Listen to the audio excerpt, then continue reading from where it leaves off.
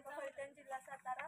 आज आपण या ठिकाणी संक्रांतीचा सण साजरा करण्यासाठी जमलो आहोत. त्यानिमित्ताने कृषी अधिकारी मंडळ यांच्यामार्फत आंतरराष्ट्रीय तृणधान्य महोत्सव आयोजित करण्यात आलेला आहे. त्याद्वारे आपल्याला बाजरीचं महत्त्व तसेच बाजरीपासून बनणारे विविध पदार्थ याबद्दलची थोडक्यात माहिती सांगण्यात आलेली आहे.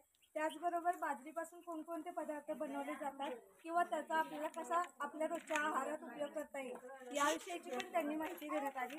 त्यामध्ये मग पिझ्झा असेल, चकली, सांडगे असे विविध पदार्थ बाजरीपासून कशा पद्धतीने बनवले जातात किंवा बाजरीची फक्त भाकरीच न खाता या पदार्थांचा जर सेवन केलं तर बाजरी आपल्या आहारात येऊ शकते असं पण सांगितलं गेलं.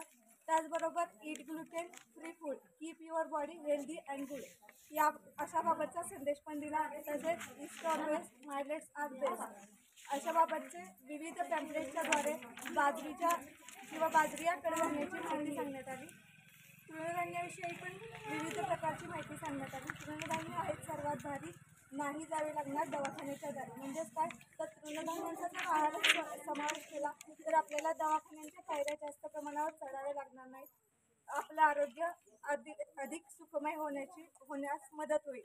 तृणधान्य असेल ज्याचे मुखी आरोग्य त्याचे राहील सुखी. म्हणजेच काय तर आरोग्यात जर तृणधान्यांचा समावेश असेल तर आपलं आरोग्य अगदी सुरक्षित राहील किंवा आपल्याला दवाखान्यांचा किंवा इतर औषधांचा आपल्या आहारात करावा लागणार नाही. तंतुमय पदार्थांची किमयाने पोटातील विकारांवर उपाय भारी अशा प्रकारे तंतुमय पदार्थांची पण माहिती देण्यात आली. धन्यवाद.